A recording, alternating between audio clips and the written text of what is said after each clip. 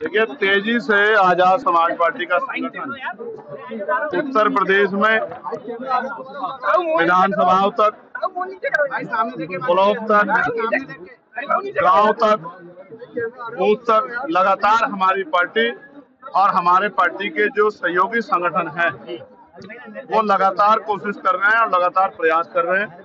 लगभग सभी विधानसभाओं में 70, 80% हमारा संगठन बन चुका है।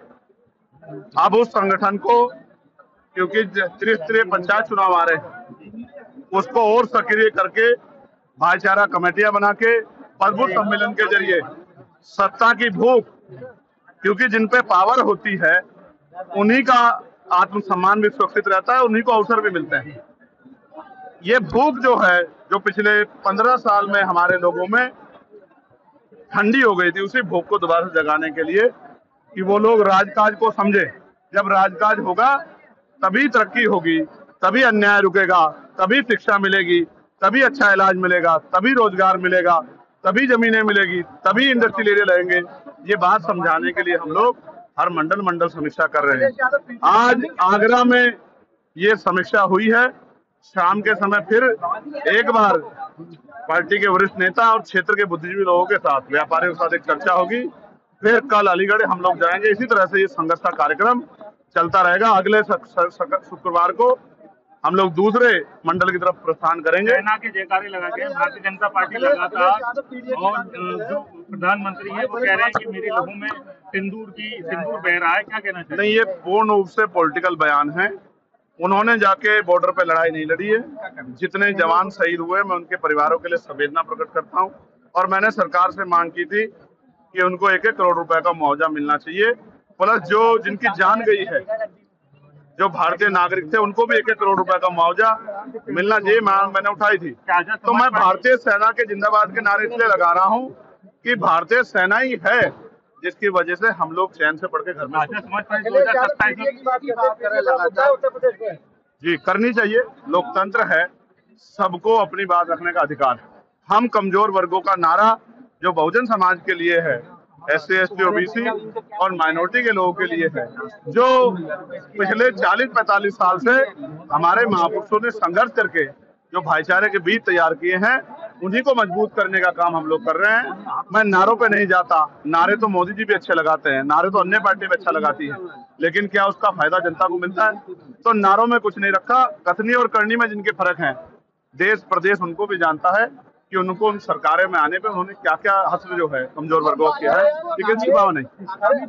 अभी त्रिस्तरीय पंचायत चुनाव में आप देख लेना, आजाद समाज पार्टी उत्तर प्रदेश का सबसे बड़ा दल बन के सामने आएगा। इस बात को मेरी आप याद रखना, क्योंकि बेमार में आजाद समाज पार्टी के साथियों ने, ये तो लोग चुनाव में निकलते हैं 24 घंटे 7 दिन वो समाज की सेवा के लिए, बहन बेटियों के सम्मान के लिए, नौजवानों किसानों के रोजगार और उनके समस्याओं के हल के लिए सड़कों पर रहते हैं।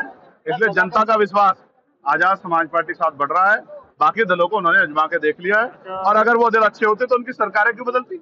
आप सोचो, जिनकी सरकारें बदली हैं तो जनता ने तो बदला, इसलिए तो बदला कि उन्होंने अच्छा काम नहीं किया, तो उनको काहे को मौका देना? तो अब वो आजाद समाज पार्टी को मौका देंगे और धीरे धीरे जनाधार बहुत तेजी से बढ़ रहा है।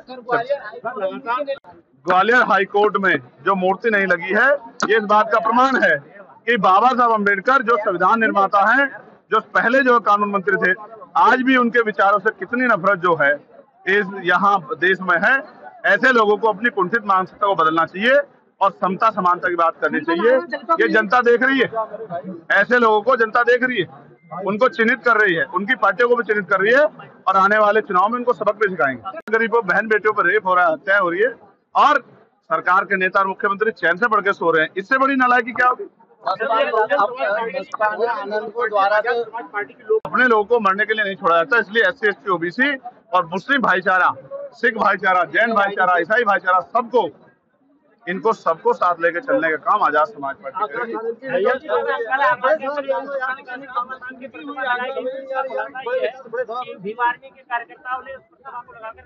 तो छोड़ दी, लेकिन पुलिस ने जिस तरह का व्यवहार यहाँ कार्यकर्ताओं के साथ किया, आप ये बताओ, पार्लियामेंट में तो गृह मंत्री जी ने बाबा साहब के बारे में सब कहते, तो सारी पार्टियों ने नारे लगाए थे, सारी पार्टियों ने हल्ला मचाया था।